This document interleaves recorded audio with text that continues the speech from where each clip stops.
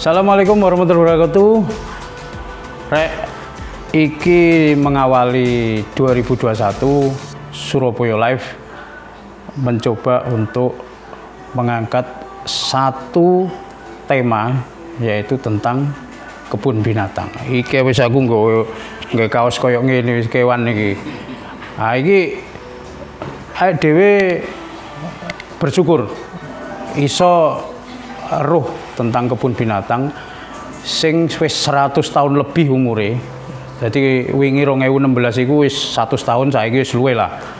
Nah, iki aku ono buku sing luar biasa. Ini karya teman dari apa namanya penulis ya, Cak Henry dan Cak Ipung Dahana Adi. Ya opo isine buku iki? Luwe apik dhewe iso ngobrol. Lah aku ndelok sih isine ngeri-ngeri iki. Oke. Tak mulai. Nyun sewu, Cak Henry. Iki senior banget iki. Wis penulis gak karu-karuan. Ada kalau 35 karya nggih. Lebih.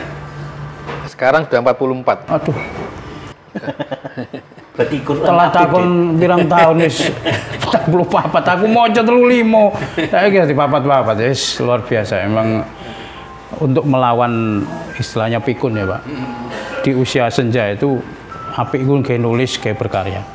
Satunya Cak Ipung iki wis gak asing lah, iki penulis Surabaya punya cerita. Iki salah satu arek Surabaya sing sakjane umure sampean piro sih? 37. Senengane nggarapi lawas-lawas tok. Apa lho film-film lawas aku karo Spiderman dhek wis gak karu-karuan. Jembatan Merah tahun piro iki jembatan? 73. 73. Aku kelahiran 72. Dadi wis Lungsungi berarti aku ya. lungsungi asline iki Reinkarnasi. Iya sejenis ulo. Oke, iki ngene aja aku ndelok buku iki wingi oleh istilahnya Mas Ipung ngasih buku ini itu tahun berapa waktu cetaknya itu? Kalau cetaknya 2017 ya Pak waktu itu karena kan 2016 kan baru selesai. Nggih. Itu 2017 itu. Gak koyo goreng ndok kayak iki kudu apa lumayan. Awalnya mungkin Pak Henry yang mengawali ini dulu. Terus akhirnya saya mengusulkan, "Ayo Pak, aku punya banyak cerita juga." Ya, mungkin Pak Henry dulu yang. Monggo Pak Henry, saya kok apa namanya membaca ini poin-poinnya ini luar biasa. Ini sempat saya baca semalam ini. Gimana Pak Henry itu mengawali untuk penulisan buku 100 tahunnya kebun binatang ini, KBS. Jadi ceritanya gini, asal mulanya itu gagasan ini tercetus tahun 2014. Nah, waktu itu aku ketemu sama direktur kebun binatang namanya Bu Ratna, itu di konsulat Amerika, kenalan gini. Saya bilang, "Loh Pak Henry penulis tak?" "Iya, mbok nulis kebun binatang." Ya, "Oh siap Bu," aku ngono. Terus saya kan muter-muter browsing, apa enak ya. Begitu saya browsing kaget aku, loh 2016 sih kan 100 tahun aku ngono. Langsung telepon pas, itu dua tahun sebelumnya. "Bu, ini ada momen menarik, 2016 ini kebun binatang persis 100 tahun. Oh ya Pak Henry, kita kerjakan." Melakulah saya sama Bu Ratna itu. Sudah wawancara, sudah keliling kemana-kemana, termasuk ke Pak Santo segala macam. Dalam perjalanannya Bu Ratna diganti. Diganti oleh direktur baru, siapa itu. Terus waktu itu masih belum gugur proyek ini. Bahkan pada waktu itu dibilang, "Aku jaluk DP nih Mas," gitu loh. "Ya wis, ini bagian keuangan, nanti 2 minggu lagi ya ambil." "Siap Bu." Wis bagian keuangan ini. Terus kan kabar gitu loh.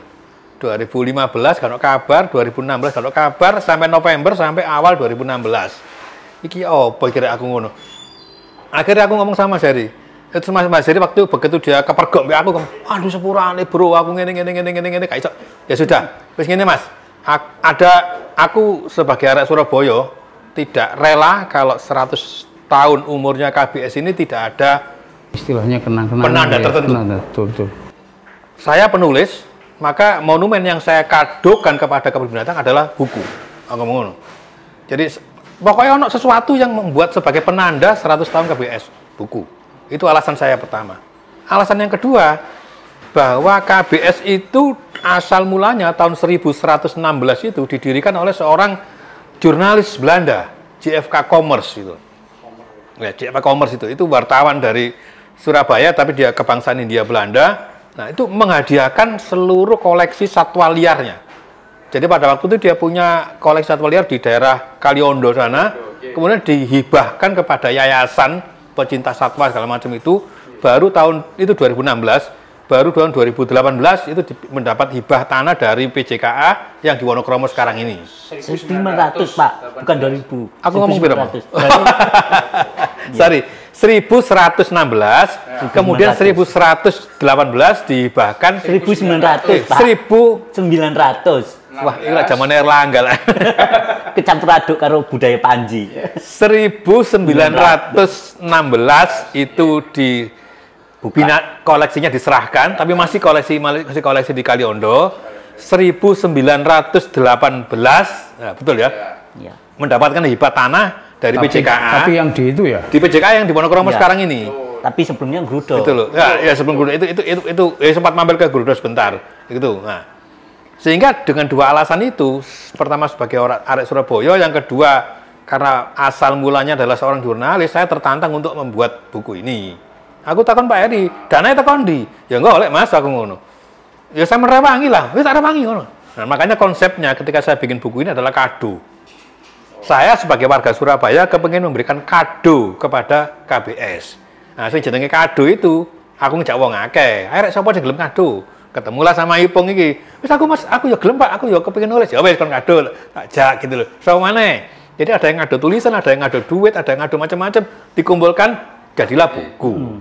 Ono mana sih foto gitu loh dari fotografer apa persatuan apa jenenge? Waktu itu ada kok persatuan fotografer. Persatuan fotografer apa gitu loh. Ya. Ya itu juga beri kado. Terus dari Petra foto-foto dari Petra jadi pribadi. Oh kalau gitu gini kadonya aja buku tok tapi ada event, ada pameran. Oh ya wes. Ya wes kerjasama dengan Petra juga. Banyak kerjasama dengan Petra, kerjasama dengan juga. perhimpunan foto, terus kita bikin launching di Royal itu, gitu. Intinya opo-opo lek dikerjakno bareng-bareng Oh itu iya, mesti enteng ya kan iya gitu. makanya saya waktu itu ngejak Ipung kan nggak pikir gitu loh.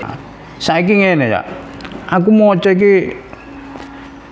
iki hal kecil tapi memang luar biasa. Pemilihan kebun binatang bukan kebun hewan itu loh. Mungkin Mas Ipung bisa jelasin. Oke, sebenarnya kan awalnya saya sendiri waktu bergabung ini Pak Hendri sudah punya banyak tulisan ya Pak. Itu terus ya Pak tak tambahi kalau dari sisi populer, tulisan populer mungkin apa yang berkaitan dengan wong kan mesti takok macam-macam yang kadang nyeleneh tapi bisa masuk di area itu. Ya wes termasuk kayak ini mengapa kebun binatang? Ya karena kita selalu berpikir kan kenapa kok kebun binatang? Lah rupanya Pak Hendri dari sisi ilmiah sudah menjelaskan makanya kenapa kebun ini, tapi kebetulan saya tambahkan juga Pak Hendri waktu itu. Pokoknya segala tulisannya Pak Hendri saya tambahkan kalau misalnya ada yang saya punya gagasan gimana Pak kalau ini kok apa untuk memperkaya tulisan. Termasuk itu ternyata kan saya dapat kebetulan waktu saya bergabung di situ kebetulan saya barusan dapat disertasinya temen dosen UNER yang meneliti tentang kebun rojo, makanya kebun-kebun raja itu loh. Bukan kebun rojo Surabaya aja, jadi itu. Terus ternyata konsep kota itu ada yang namanya kebun. Kebun itu kalau zaman sekarang bahasa kerennya gitu landmark. Jadi untuk penanda sebuah peradaban baru, terus semacam kalau zaman kekinian mungkin nyebutnya hub atau tempat berkumpul. Nah kayak gitu, misalnya kebun. Kenapa binatang? Iya karena kan lebih apa ya kalau binatang daripada hewan. Hewan itu lebih hanya spesifik kayak hewan peliharaan atau hewan ini. Nah, sedangkan binatang itu menyajikan kalau secara terminologi bahasa yang pernah saya tahu, binatang itu lebih luas dan juga karena mencakup tadi kebun, balik lagi konsep kebun sebagai hub. Berarti benar-benar akhirnya jadi ikon ya itu ya. Akhirnya jadi sebuah pertanda ya. Ya, dan saya waktu itu menambahkan judul bukunya ke Pak Hendri pun, ya Pak judul gini ya, karena saya berpikir bahwa di Surabaya itu kebun binatang disebut bonbin gini loh. Kalau ke kota lain mungkin kebun binatang lengkap gini. Terus apa ya kalau bonbin aja kan nggak enak. Terus saya kan penulis Surabaya punya cerita. Iya ya, Bon Bin itu kan pasti punya cerita. Ya wes, Bon Bin punya cerita. Kok gak menarik yo? Terus, oh pasti punya kisah lah di balik semua itu. Ya wes, Bon Bin kisah dan cerita lah. Terus karena untuk memadukan kelawasan dan kekinian ya udah ceritanya dibuat ejaan lama. Bon Bin dalam kisah. Ini Surabaya banget tuh, Bon Bin. Ini kan duduk KBS, kan Bon. Ya, memang ketika buku ini terbit, saya sempat dikomplain sama orang KBS. Kok Bon Bin, Pak? Kok bukan KBS? Saya bilang gini, orang KBS gak bantu kok, saya bilang gitu. Iya. Ojo protes. Ojo protes. Iya, ini jangankan jangankan duit ya non saya, jangankan duit sepeser pun. Foto wawancaranya cek wangel, Mas. Foto ayo angel. Minta foto angel. Itu loh. Loh, saya tuh mau wawancara sama ini loh apa juru apa pawangnya Iya, istilah itu. Itu harus mengajukan pertanyaan tertulis dulu, diseleksi sama direktur kan. Oh, bulat, Mas. Ini waktu direktur yang dulu itu gak sama sekali gak akomodatif itu loh. Akhirnya gini, kita tinggal yang foto itu juga gitu. Saya mengalami waktu itu ada cerita dari Pawang dikenalkan sama Pak Henry kan. Terus ada cerita, Mas Bian kok ono rumah gadang. Nang di Pak Ro foto nih. Nah, aku ya dhewe penasaran. Kok dilalah saya kan punya kenalan Wisma Jerman dan juga teman dari CCL. Ada rumah gadang. Oh iya sih aku ndelok. Ya, dan ternyata teman-teman Wisma Jerman itu membantu juga meneruskan ke teman-teman di Eropa yang punya. Enggak, saya sendiri heran kenapa ini kan sebuah apa ya istilahnya orang biar tahu sejarahnya Bon Bin yang merupakan dulu kan gak dorong nang Bon Bin, dorong nang Surabaya. Ya benar. Gak komplit lah. Belum ke kebun binatang Surabaya itu belum berarti sudah ke Surabaya. Apalagi sekarang selfie di patung itu. Tapi ya itulah kenapa kok itu yang bisa jawab teman-teman KPS sendiri. Saya sendiri ya kalau mendengar seperti ini ya lapo sih. Wong masa RP wawancara kedai izin lek ngangguk-ngangguk ngono. Karena saat itu bahkan mungkin sampai sekarang juga kebun binatang itu kan ruwet. Nah, ya wis iku wis gak anu lah. Ya itu yang membuat kita sebagai penulis, sebagai wartawan itu terus rodok diadoi loh. Padahal sejak awal saya sudah bilang, saya ini bukan sebagai wartawan, aku itu justru kepingin mempromosikan kebun binatang. Jadi saya akan berpihak pada kebun binatang gitu loh. Perkara LS saya nggak mau tahu, yang tak promosikan yang baiknya. Duduk hak ya dewe kan ya. Memang kan saya bilang di buku ini kan nggak ada cerita yang jelek tentang kebun binatang. Dodolan apa satwa, bakas itu nggak mau tahu saya. Itu bukan urusan kita. Good news gitu loh. Iya. Itu masih nggak dipahami oleh orang Bon Bin gitu loh. Rupanya kebun binatang tanggal lahirnya disamakan dengan ulang tahunnya ya Ratu Wilhelmina 31 Agustus. Wilhelmina 31 Agustus. Wah, biasa loh sakjane ini kental banget dengan sejarah kota Surabaya. Gimana seorang Belanda, jurnalis Belanda sing seneng cinta satwa punya itu akhirnya jadi bentuklah organisasi. Ya, organisasi. Yang istilahnya direnten ya. Namanya itu direnten. Direnten. Seperti kalau di kepolisian Hobiro. Itu sampai ibu saya sekarang itu tanya. Hobiro. Polrestabes Surabaya itu apa nih Hobiro ya iku Bu ya gitu. Makanya itu ya sangat kental dengan. Oh iya, sebelum jauh Mas, saya ralat yang mengenai jurnalis Belanda pendirinya. Saya dulu juga percayanya itu, tapi ternyata saya itu ya komet golek riwayatnya HF Kommer itu sampai tak wangi nang web genealogis barang, Mas. Jadi tak telusuri jeneng Kommer kono 142. Kommer kabeh jenenge. Kommer sampai ngelu sira, petang jam nang ngarep internet. Padha ini njeluk sapa iki Agus. Agus ono 1000 nang ngene. Bambang yo akeh ya kan. Seperti karena Kommer itu kan nama marga. Iya. Alhamdulillah kok dilalah waktu itu ketemu di Australia. Dari genealogis di Australia. Kan genealogis kan macam-macam. Genealogis itu ada yang di Eropa, Australia lah. Kebetulan yang terkait itu dari Australia. Ternyata beliau ini adalah sebenarnya orang Jatinegara, Batavia. Cuman bapaknya orang Prancis, bapaknya orang Jerman, ibunya orang Prancis. Jadi kalau no irenge blas, Pak. Iya. Lah dhewe kan hitungane londo mangka. Iya, lucunya lagi beliau bukan hanya wartawan, tapi juga penulis sastra Melayu. Iya. Sebenarnya luar biasa loh. Isinya KBS itu kalau diulas, saya baru tahu ini baru tahu. Kemudian ya, Nah ini tentang lah KBS itu sampai nyaris tekor itu ada nggak kisah yang Jadi ada maksudnya. nggak maksudnya apa Kebetulan saya lebih di juga, kebetulan saya juga dapat cerita dari Kuncar Sono itu. Oh iya, Kuncar. Memang pernah cerita. usaha kaos. Ya, memang KBS itu Bonbin nyaris tekor itu karena biasalah. Tadi kan Pak Indri sudah cerita kalau peralihan ya dari tahun 1916 di Kaliondo, terus sempat ke Grudo, terus akhirnya ya dikatakan nyaris tekor wajar karena mau nggak mau waktu itu masih biaya sendiri kan, ngeramute gini karena komer itu teman-temannya begitu pulang ke negaranya, wes kewanmu tak ramute. Lah sedangkan bayaran komer sebagai redaktur berapa, terus sebagai penulis berapa? Gak nyoco. Iya. Tapi dia itu selalu cintanya. kemana mesti ketemu ulo kok menarik, wes tak koleksi sampai mati ini pun kecokot ulo. Wih, jangan sampai Pak. Itu jadi di situ kan kelihatan kalau diurus sendiri kan akhirnya membengkak dan bukan hanya itu tempat juga kan semakin penuh kan. Ya, Dulu Kaliondo mungkin rumahnya saja, terus di Grudo pun masih sewa, terus akhirnya kok dilalah untung ditolong sama OJS. Nah belum lagi pasca revolusi Surabaya tahun 45 sampai 49 otomatis kan semua pembiayaan negara kan otomatis difungsikan difungsikan untuk perjuangan.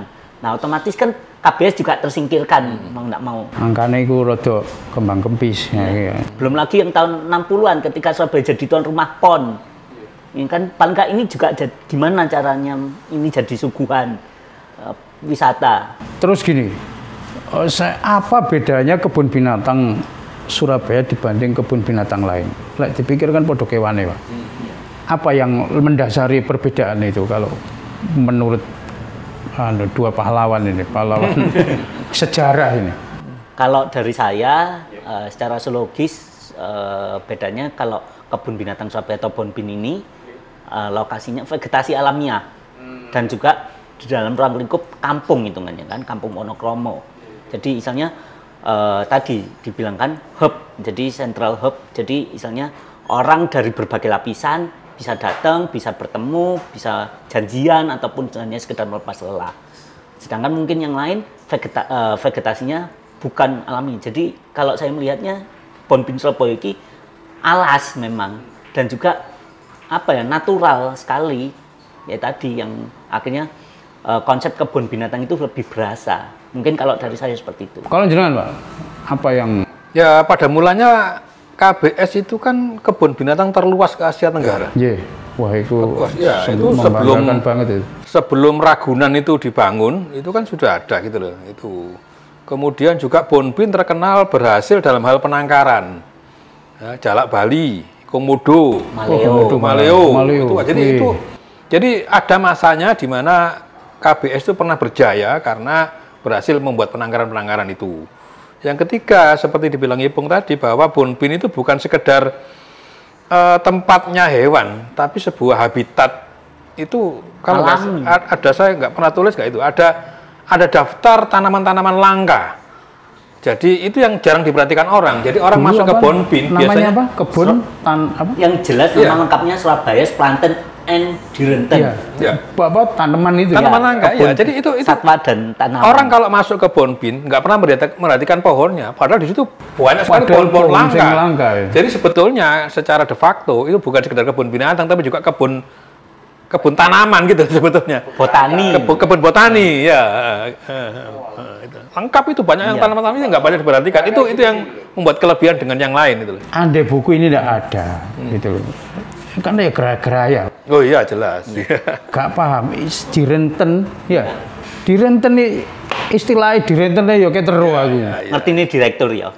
Iya, wis mbok karo aku. Ya makanya sebetulnya kalau pihak KBS mau apa istilahnya punya inisiatif atau punya niat baik, kita siap bikin edisi yang kedua. Nanti kita carikan ya kayak momennya toh. Semoga semua berubah. Ya. Sekarang kan sekarang 2021 ya. 5 tahun lagi bisa 10 tahun. Ya. Dan pasti ada cerita-cerita. Pasti ada cerita baru. Jadi kita bisa lengkap. Ya gini ya. Wong buku jadi 35 tadi 44 iki pirang tahun misalnya ya kayak ketika buku ini jadi ya sudah dirilis 3 bulan kemudian saya itu ketemu teman lama. Mas aku nyumbang cerita kayak bukumu. Wis telat. Wis telat loh. Apa? Bapakku itu dulu yang mengusahakan, pernah tahu Orlando Es Green? Ya tahu Orlando. Buka itu di Bonbin. Nah, kayak gitu-gitu kan bisa diceritakan. Bapaknya teman saya itu yang mengusahakan. Itu di bidang ekonomi ya kan. Itu sajane wis Iya. saiki akeh es krim akeh. Iya, kan memberikan warna. Ternyata es krim gak Sangrandi tok. Ada ini dan lucunya di Bonbin. Itu pertama kali dia buka. Iya, belum lagi kemarin ketemu Memrika Pasternak itu cerita. Memrika, aku masak jenis aku ya iso loh cerita. Kenapa? Loh, saya itu selain Pak yang apa? Selain Arifin itu yang Arifin Yusuf yang interpreter, Memrika ini juga bukan utusan siapa-siapa, tapi dia itu mengajarkan para pawang, para staf itu belajar bahasa Inggris langsung. Nah itu juga enggak pernah terangkat. Iya. Iku sopo karo. Nanti buat edisi kedua. Iya. Berharap semoga ya. Oh ya harus. Hari kita program masuk ide baru ini. Iya. Gara-gara ditakoni. Iya. Lah terus gini Mas. Aku mbiyen sik umur piro ya? 6 tahun, 7 tahun. Makua itu. Oh iya betul, ada Makua, ada cerita Makua. Iya, itu mek 13 bulan kalau kan. Ya sekitar segitulah. Aku ndelok mbok gedene Mas. Memang film King Kong itu saya lihat memang persis seperti itu. Rupanya nama itu Makua itu nama atau jenis? Nama. Sebuah nama ya, Makua, tapi itu gorila itu ya. Gorila itu bahasa gorila itu bahasa Belanda. Bahasa Belanda rupanya ya. Kalau bahasa Indonesianya mungkin atau Jawane lah. Itu saya ngalami langsung itu. Karena kebetulan waktu itu saya SMA kalau nggak salah.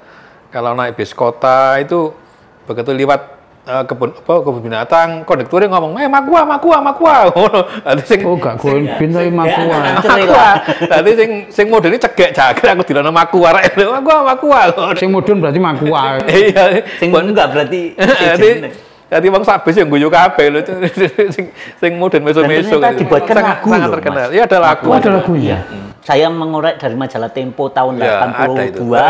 Ada wartawan yang cerita kalau pernah justru wartawan juga yang membuat lagunya. Iya. Ya, terus gini, saya dengar penyambutan Makua itu kayak penyambutan tamu negara. Iya, betul. Lihat foto-fotonya itu, waduh.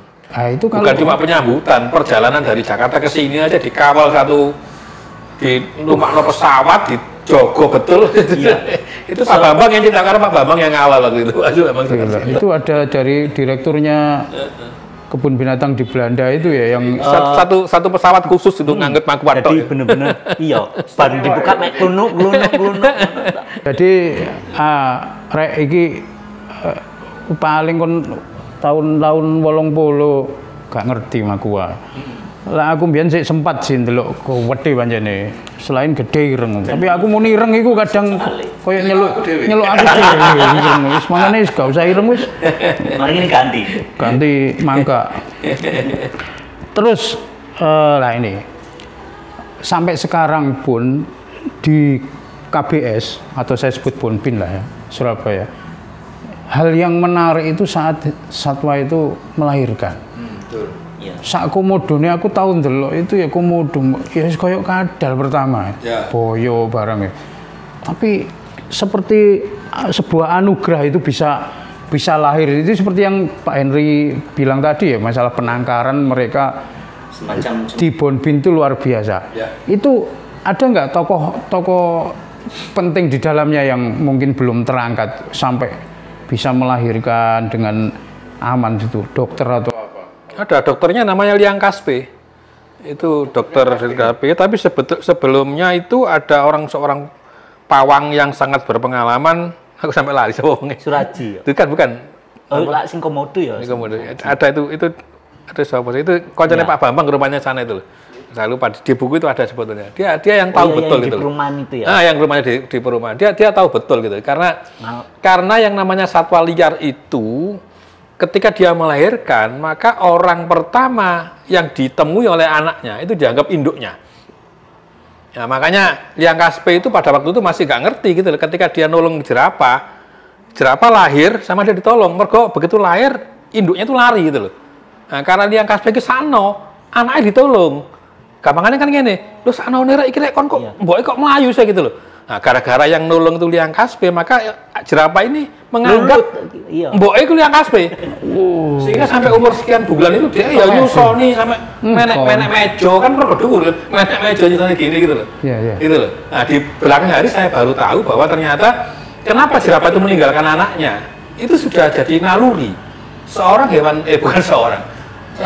Seekor hewan liar itu begitu anaknya lahir itu dia selalu lari untuk memastikan keamanannya. Jangan sampai ada tolak ya. Nah, itu sudah nalar seperti steril ya. Lah kita sebagai manusia ojo nyede. Sakjane kan gitu. Anaknya digelarkan sakno. Iya. Itu juga naluri juga. Itu juga naluri juga gitu. Jadi naluri kewan naluri manusia itu dikandukno gitu loh. Karena si liang kaspe kan dokter hewan. Gitu. Nah, ini saya sambung dengan pertanyaan pertama tadi, bedanya hewan sama binatang gitu. Jadi liang kaspe sebagai dokter hewan dia tidak memahami perilaku binatang atau belum memahami perilaku binatang. Nah, nun saya Bu, saya pendidikan formal saya kedokteran hewan, Mas. Gitu. Jadi itu yang saya nulis itu. Jadi pertama ketika orang sering kali takon nama saya kan Nur Cahyo ya. Sering kali orang takon, "Wis Nur kok Cahyo?" Ngono. Si opo cahaya-cahaya. Saya balik dengan pertanyaan gini, kowe ngerti nggak bedanya hewan sama binatang? Nah, kenapa dinamakan kebun binatang kok bukan kewan? Sementara dokternya namanya dokter hewan, kok bukan dokter binatang? Nah, iya ya apa ya? Itu bedanya. Wis padha mek Nur Cahyo. Wis aja dibahas mana ya. Intinya di situ gitu loh. Jadi memang binatang lebih luas gitu loh. Luas. Kan ada binatang, kalau lebih sempit hewan, lebih sempit lagi ternak kan gitu loh. Hewan kan spesifik ya. Ternak, di ternak masih ada lagi unggas. Iya. Reptil. Oh enggak ya, reptil. Bukan. Itu tergantung apa namanya? Klasifikasi menurut hubungan dengan menungso. Gitu. Perkembangan positif KBS ataupun BIN ini disertai dengan perkembangan pengetahuan ke masyarakat, tidak hanya lewat medsos tapi berupa pendokumentasian yang luar biasa berupa buku ini. Ini semoga ada buku lanjutan. Terus tidak hanya Bon Bin aja Mas, kalau bisa. Rumah Sakit Darmo itu ternyata tahun ini juga 100 tahun. Nah, itu juga kelewatan. 1 abad juga main-main. Makanya, oke. Mungkin ini yang terakhir agak ringan, Pak. Iso nggak cerita masalah? Aku dengar-dengar jadi bulan madu itu apa? Oh ya, kalau itu kebetulan saya yang dapat. Oh ya, gimana Mas Ipung? Kan saya memang juga nggak sengaja waktu itu. Bulan madu nang kebun binatang ini ya apa? Nah itu ceritanya cukup unik. Mungkin kalau kita semua sekarang mengenal Sopan Sopian Wijiawati lah, dan sebagai pasangan yang mungkin ini bahkan jadi trending topik di Valentine kemarin. Nah ternyata jauh sebelum itu ada pasangan Rutina dan Zailani. Ya, Abdullah Zailani ya. Jadi seperti itu. Jadi kebetulan jadi bulan madu iya, karena kebetulan mereka berdua itu cukup unik pasangan ini. Ayo kalau misalnya berpergian kemana, kebetulan kan mereka mengawali dari sandiwara panggung ke panggung, terus akhirnya main film. Ya wes, di mana ada tempat menarik ya di situ jadikan bulan madu. Saya melencer nang kono. Jadi simple ya. Iya simple, tapi justru dari situ banyak akhirnya terus terekspos juga dengan film Jembatan Merah kan. Ternyata tadi yang dikatakan Pak Henry juga bahwa kebun binatang gak mek nonton kewan tok, gak mek tanduran tok, tapi di situ orang bisa berinteraksi, bisa merasa nyaman, piknik lah misalnya dengan keluarga, dengan sanak family. Nah, rupanya pasangan-pasangan selebritis Indonesia waktu itu tahun 50-an 60-an ya, karena waktu itu jaya-jayanya KBS sebagai benar-benar tempat wisata yang ikonik ya.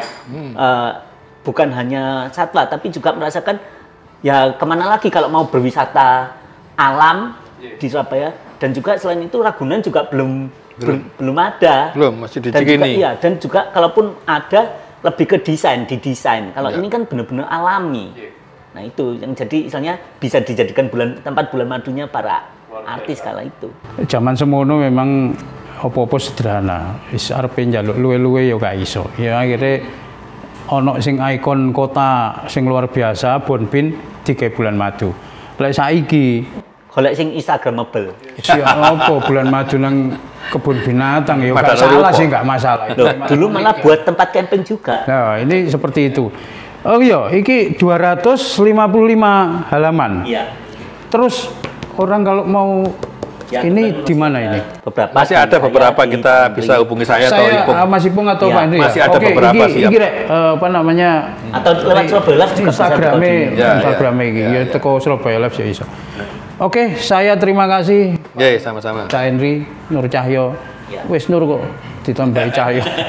Ya opo wong iki usil apa sih takok jadi saya wong tuane kan. Mas Dahanadi iki yo gak jelas wisan Dahanadi Ipung teko ndi wan. Oke, terima kasih matur nuwun sangat. Semoga sehat selalu dan tetap jaga kesehatan. Matur nuwun, terima kasih. Kita sudah mengawali dan mengakhiri podcast ini dengan luar biasa tentang buku yang luar biasa juga. Semoga ada yang kedua ini. Semoga bisa dimudahkan segalanya. Matur nuwun rek, Surabaya Live, tetap jaga kesehatan dan tetap sehat. Wassalamualaikum warahmatullahi wabarakatuh.